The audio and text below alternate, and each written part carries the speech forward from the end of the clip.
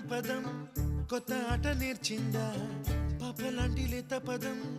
పాఠశాలగా కూనలమ్మ జానపదం పల్లె దాటి వచ్చిందా చవళిల జానతనం పాట చూపగా కుంచెలో దాగే చిత్రాలు ఎదురొచ్చే